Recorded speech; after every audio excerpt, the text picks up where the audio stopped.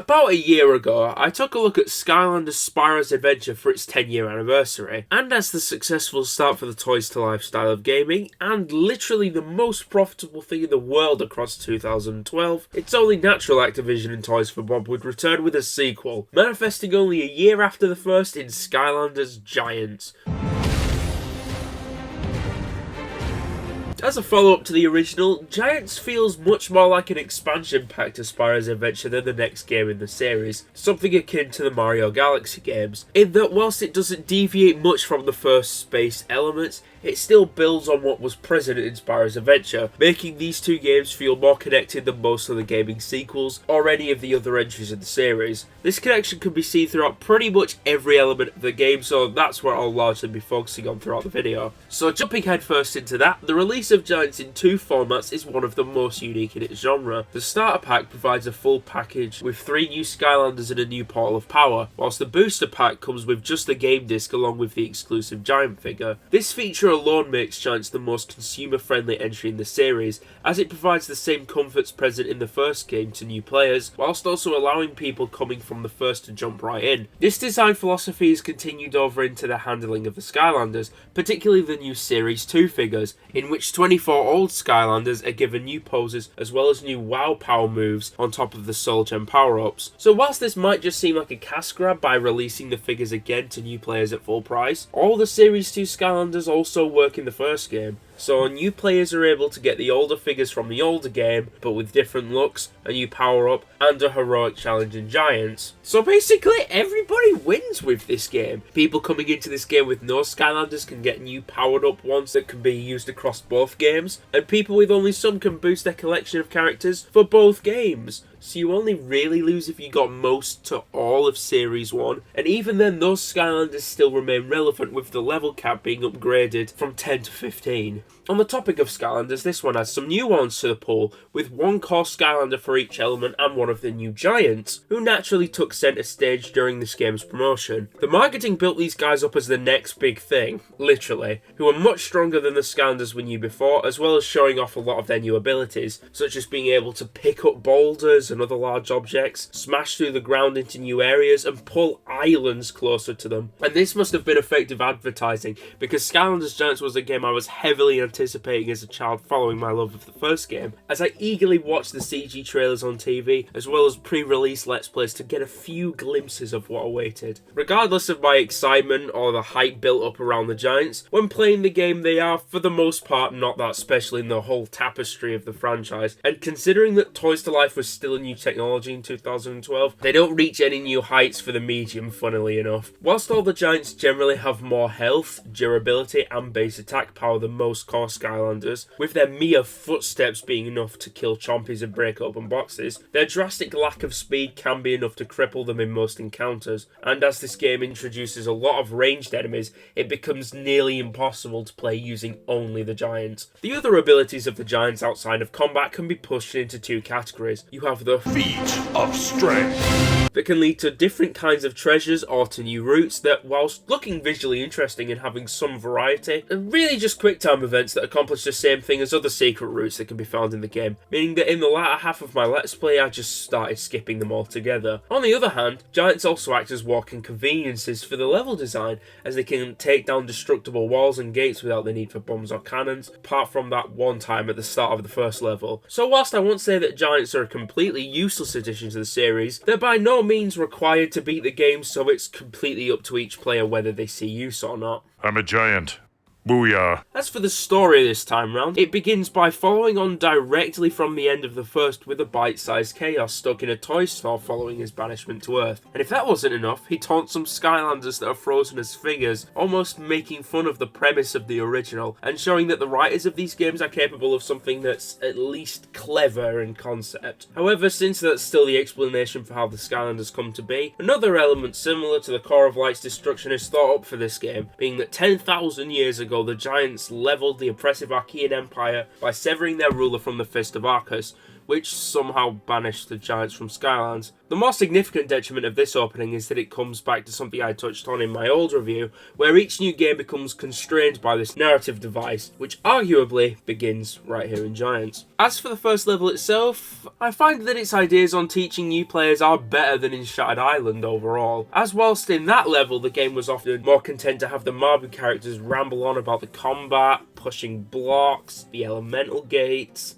but they could only be opened by a Skylander of the same element. Basically everything. A lot is conveyed in this prologue only through the prompts on screen and audio notes from Eon. Push this stubborn creature. As well as putting things directly in the player's path, like blocking the route with turtles or having a life gate in clear view near an exit. This system is obviously not perfect, as it means hints designed purely to insult the player's intelligence prevail throughout the game, but it does mean that a consistent pace is kept throughout the level. That is until it comes time for the new giant mechanics to be explained, which is done here by Gigantus, who shows off the ability to throw boulders and jump through cracked portions of the ground. Whilst I do understand a shown tutorial for the latter, as all that would directly indicate that you can interact with them is a little icon on a nearby ledge, the rock tossing makes no sense considering that boulders are shoved into the level's design from the start, and you're even required to lift things to defeat the pseudo-boss fight of Anarchy and Concatron. Apart from a few short introductions to all mechanics and returning faces the following level, there isn't really a lot of need for straight gameplay introduction, as well as not a lot of need for me to discuss them. Most of the base elements from the first game return here, like the action-adventure combat, the minor RPG elements, the general progression through levels, and the other stuff like the combat, elemental gates, turret sections, and the 3-star system for chapters, showing Giants as an expansion to Spyro's adventure as it builds on the base structure of the original, whilst that structure sees no real significant change. So even though I personally think that Time of the Giants is much less memorable than its Spyro's adventure counterpart, it sets a good pace for the game, despite the fact that surrounding the first level is 8 minutes of opening cutscene, a little more than in Spyro's adventure, and swiftly introduces the core concepts to the gameplay, as well as the story to the Archeans. The story from here on out is nothing too special. It's a lot of go here, do or find a thing, and need to go somewhere else, and repeat. I suppose that the plot is generally more engaging than the last game of find the stuff to build the car and then you win, but it's mostly just the Skylander and the motley crew of the Dread Yacht trailing behind Chaos and Glumshanks, with the eventual promise of a confrontation in a secret Archean city, where Chaos is trying to use them to take over Skylands yet again. But considering that Chaos turning into this admittedly cool looking robot form is what activates the old legions, it makes one wonder how they were still able to exist underground during the first game, because they look pretty alive here to me. And this one looks pretty alright for the vast majority of the game.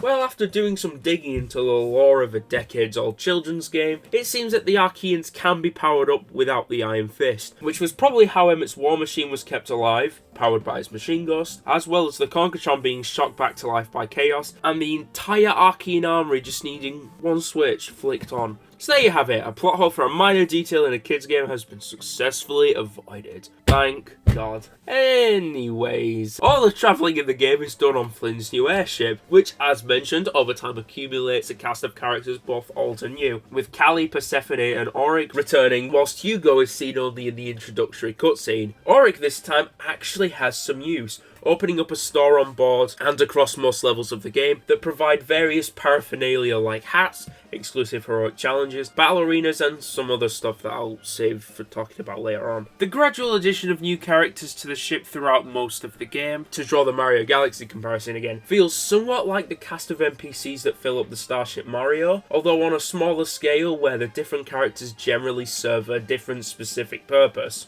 Whilst the Dread Yacht is a lot smaller than the Phase ship, making parts of it feel quite constricted, it's certainly an improvement over the generic and really spread out ruins. All of them moving around an air-travelling Skylanders Giants allows for a much wider variety of level design than in the first game, allowing all of them to stand out as unique instead of being homogenized under a general theme. Although the generally technological look of the Archeans is present throughout 4 of the total levels, and 4 others having the look of dried out grass plains, this game also has some standout environments like the decking of a ghost pirate ship, a smoggy oil rig, an unsettling quaint town of living wooden puppets, the domain of a weird blue tentacle man, and a goddamn pirate circus. And regarding that pirate circus, that brings us all the way back to my initial point about Giants as an expansion to Spyro's adventure. And a big thing behind that thought is the level design. I'm particularly talking about Cutthroat Carnival, Glacier Gully, and to a lesser extent Willikin Village, as all of these take clear inspiration from the first game and its adventure pack levels. The similar aesthetics between the two pirate bases and frozen wastelands, and even repeated elements such as the ice ball in Empire of Ice, the focus on minigames from Pirate Seas, the changing between two worlds and sections of moving around big blocks from Darklight Crypt, and the on-rail section in a war machine from Archean Armory,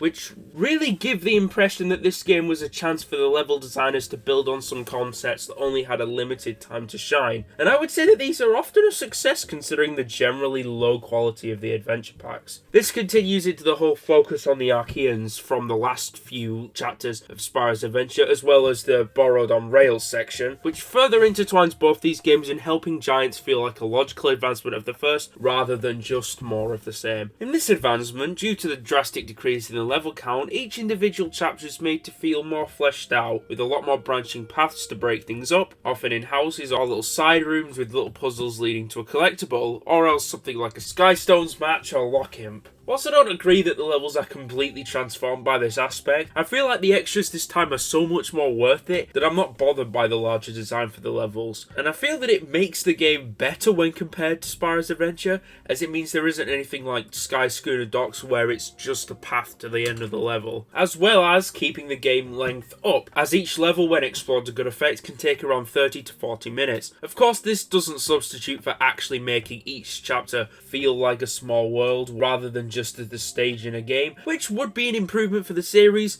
but it's an upgrade from what we got in the first for sure. In that same vein, really quickly, I'd just like to comment on the visuals. This time around they're genuinely really nice looking, giving Giants a much more colourful, stylised and generally more pleasant look than the first game, which had a glazed look over the whole thing with most levels being darker with an earthy colour palette that was only alleviated in the few levels where sunlight pervades across the whole stage. This is in contrast to the bright popping colours in most of Giants levels, even in the frequent night or underground areas. The better look of the game overall continues with smaller details like the menu icons, the downright beautiful portal screens, and the whole look of Eon and the other characters in general. I think there is definitely a case for the more, I guess, realistic or heightened style of the first, but for the most part, the style of Giants works more for the kind of game that Skylanders is, whilst looking pretty nice throughout. Alright, so we're getting along pretty well with this, and it's nearly time for the final moments of the game, so let's go back to some of the extra things that Giants adds, from different mini-games and extra content to the new collectibles. Returning from the first game are the treasure chests, hats,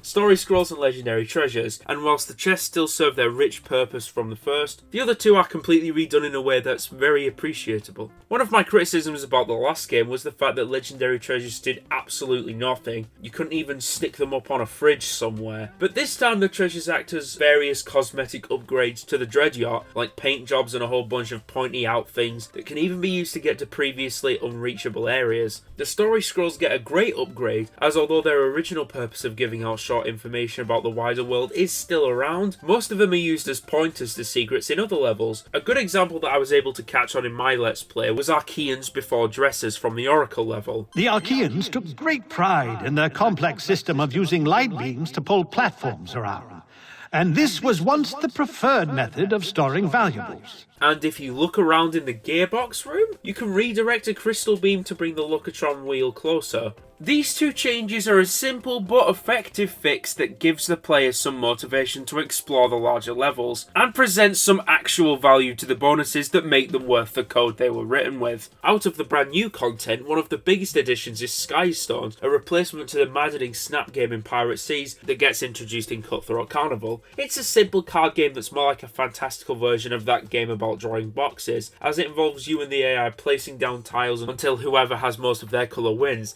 except the number of arrows on a tile can be used to take control of an opponent's tile. A deck is initially given to you, but you're able to buy them from Oryx's various shops, although the most common way to get new Skystones is to be NPC characters found throughout the different chapters, or else the tougher decks held by Dreadbeard in the hub, which is pretty much the only incentive to play the game frequently. Honestly, it's probably the most fun minigame Giants has to offer, but considering that it's going up against the lock-in puzzles, that's not really saying much. It's a novel idea and I'm surprised a physical version was never released, but it's got a long way to go to be consistently fun, so I hope it's something that was expanded on in later games. Another bonus thing this game has on offer are arena battles, which are hosted by Brock from the ship but are also found at the end of certain levels. These are a series of challenges based on the 3 level-ending battles that substitute for a boss fight, with several waves of enemies accompanied by increasingly rampant environmental challenges that culminate in an encounter with a new enemy type, being a Goliath Drow in Rumbletown, a Jawbreaker in Chaos's Castle, and a Shadow Duke in the Malkin Mountain. Much like the ending of Dragon's Peak, these sections are pure and non-stop action, so if you like that aspect of the game, these are a dream come true. And whilst I'm partial to the combat myself, and appreciate capping off a level with mindless button mashing,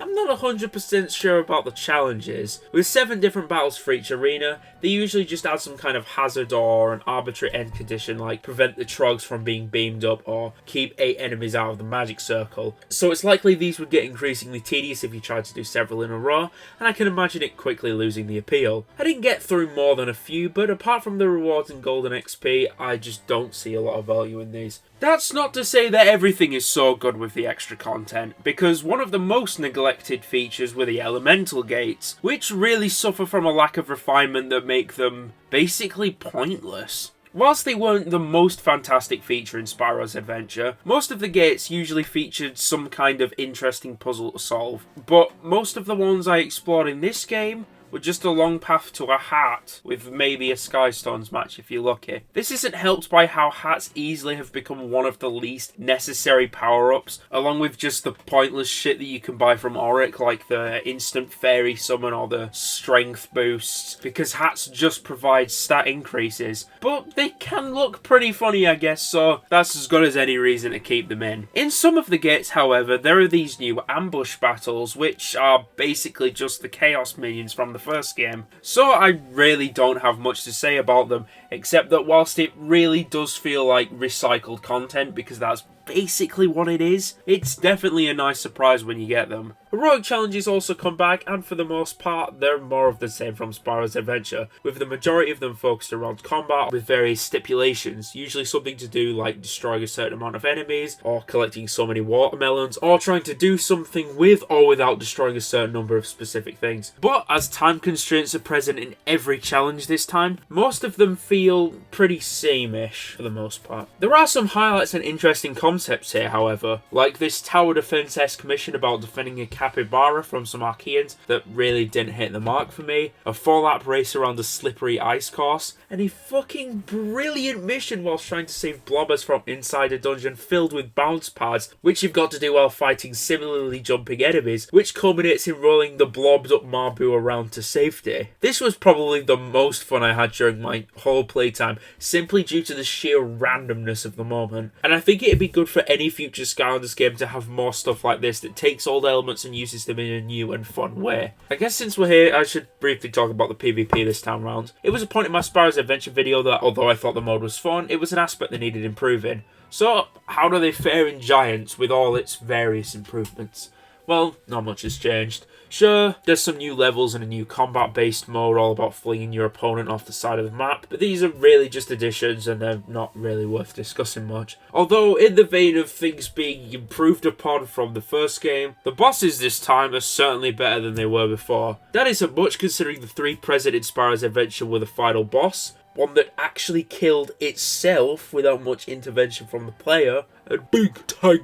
But actually, upon thinking about it, the battles with Drillex and the Chompy Mace are actually foretellings of certain elements from the final boss fight, like the multiple telegraphed weak points and the magic things, so I guess I'll just jump straight into that then. So, the final Chaos fight. This was a big focus of my Spyro's Adventure review because of my previous conception of that boss as one of the hardest I'd ever played, before learning that it's really just a long and tedious slog against the Hydra's different challenges whilst chipping down Chaos and his gaming chair's massive health bar. So how does the fight against Robo Chaos fare? Is it a downgrade from the first one in quality? Or difficulty? Or both? Well, not really. Sure, it's not the best boss fight I've ever played, but overall this fight was significantly more enjoyable than the first. After a short fake out, Ermit arrives with the Machine Ghost and their War Machine in order to have a bit of a box with him, meaning that most of this fight is done by beating on the Iron Fist or Chaos's head, as well as occasionally fighting the same Archeans that have been thrown at the player for the last 2 levels, as well as this crystal thing that uses some kind of magical pellets, reminiscent of the Hydra attacks from the first game. Surprisingly, since it's his star encounter in the game, this is one of the only times that Chaos shuts up for the most part, which is certainly a win in my book despite his certainly more bearable robotic voice. This leaves the fight to have a pretty natural flow between the first and second halves, with the first being characterised by Chaos beating the War Machine, and then vice versa for the second half. It doesn't really make much difference. You start off by punching the weak spots and then fighting enemies, dodging the magic stuff, punching again, changing over, punch the head, and then dodging at the same time. Then you just win. The first time I did this fight, I tried one of the adventure packs, and I didn't for the second time. But either way, this fight feels way too short and ends too abruptly. It took me about 11 minutes to get this done, so considering that the last Chaos fight took over half an hour, this one is bound to be a disappointment. And as if that wasn't enough, the game commits possibly its worst sin yet by severely patronising the player throughout the fight, like by having Robo Chaos's weak points blatantly telegraphed by a flashing red light, which is perfectly alright, but then it feels the need to have fucking arrows pointing at them as well, and since Chaos isn't talking, then I guess the Machine Ghost needs to, so he verbally communicates what to do on top of everything else. That's the Iron Fist of Arcus. The eye on the Fist of Arcus. Hit it while it's exposed. This is something that the game actually does earlier on during the new flying section in Auto Gyro Adventure, and because of it there's hardly a free second where Flynn isn't making some asinine comment or explaining that you need to use rockets for the 400th time.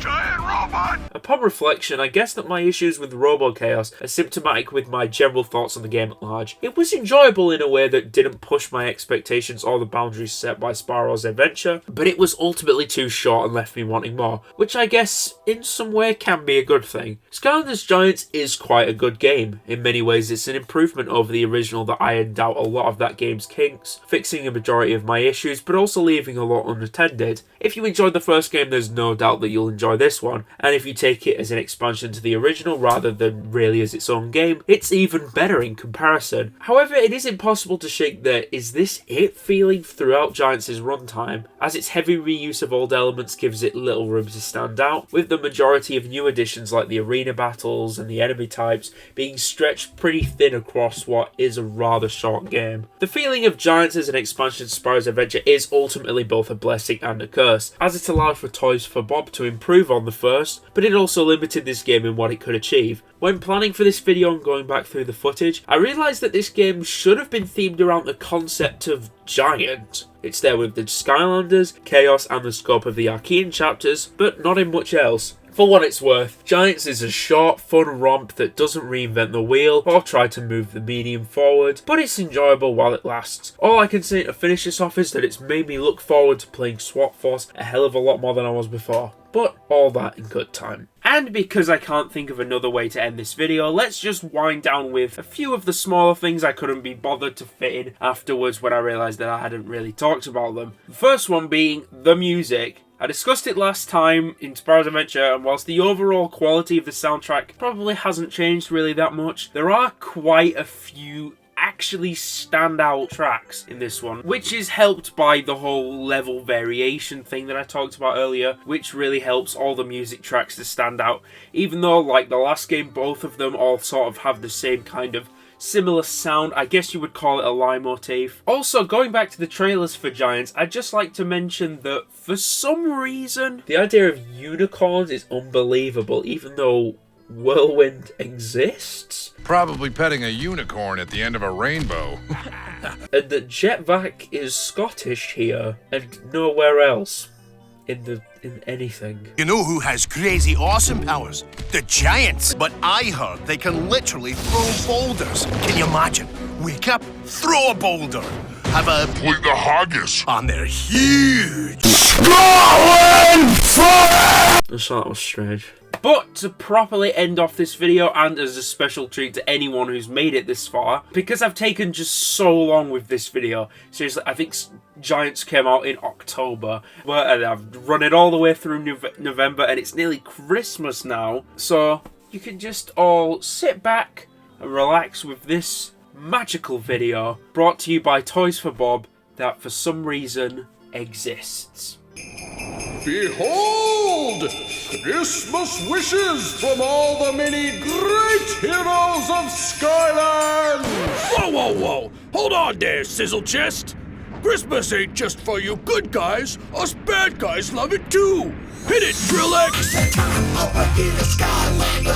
Oh! Time for some Yuletide cheer! And just cause we're bad don't mean that we're mad that Christmas is finally here! That's right! Do we all like Christmas too? Oh! There's no better holiday! Nice going! Twinkling lights and the spirits are bright, so this is what we got to say! The chompy made Joe, and it's Christmas that I love. There's presents, bells, even mistletoe. With the halls decked out, it's really quite a scene. Did you happen to know that it's why we're doing? I don't care that I haven't been good. Santa's gonna still deliver in my hood. But even if we don't, that's okay by me, cause I've got lots of stuff under my tree. Christmas is the time for the finest of treats. Laying down rhyme on top of funky beats, double funky beats, double funky beats.